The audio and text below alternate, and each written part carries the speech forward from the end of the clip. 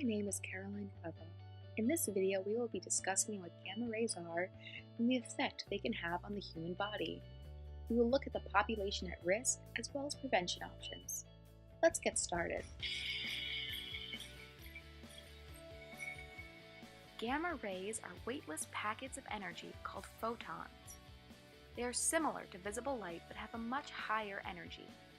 Gamma rays are a radiation hazard for the entire body.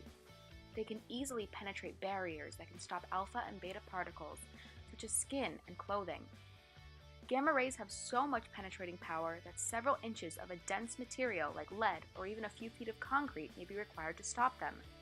Gamma rays can pass completely through the human body. As they pass through, they can cause ionizations that damage the tissue and DNA. Now, let's take a deeper look into what ionizing radiation is. It's any type of particle or electromagnetic wave that carries enough energy to ionize or remove electrons from an atom. Ionizing radiation has sufficient energy to affect the atoms in living cells and thereby damage their genetic material. Ionizing radiation includes radon, X-rays, gamma rays, and other forms of high-energy radiation. These forms of radiation can be released in accidents at nuclear power plants and when atomic weapons are made, tested, or used. The community most susceptible to ionizing radiation is children and fetuses. They are especially sensitive to radiation exposure. The cells in children and fetuses divide rapidly, providing more opportunity for radiation to disrupt the process and cause cellular damage.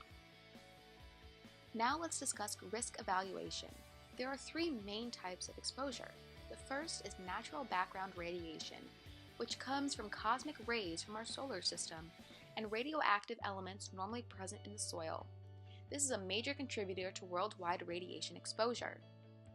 The second is medical radiation, which is used for X-rays, CT scans, and other tests, as well as for radiation therapy.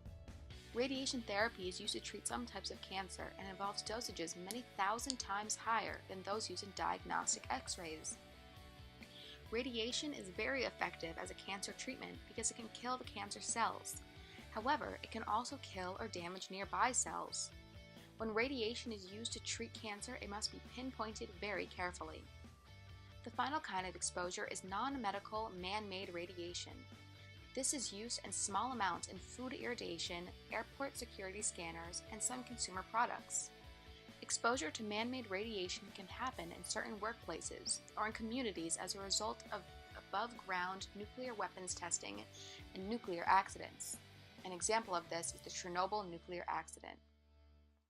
The most important thing to remember is the risk of cancer from radiation exposure increases as the dose of radiation increases. Likewise, the lower the exposure, the smaller the increase in risk. Now that we know how individuals are exposed to gamma radiation, we can practice avoiding it. There are three general guidelines for controlling exposure to ionizing radiation. The first is minimizing exposure time. The amount of radiation exposure increases and decreases with the time people spend near the source of radiation. The second is maximizing distance from the radiation source. The farther away people are from a radiation source, the less their exposure. Doubling the distance from a point source of radiation decreases the exposure rate to a quarter of the original exposure rate. The third and final is shielding yourself from the radiation source. As ionizing radiation passes through matter, the intensity of the radiation is diminished. Shielding is the placement of an absorber between you and the radiation source. An absorber is a material that reduces radiation from the radiation source to you. Thank you for listening and enjoy the rest of your day.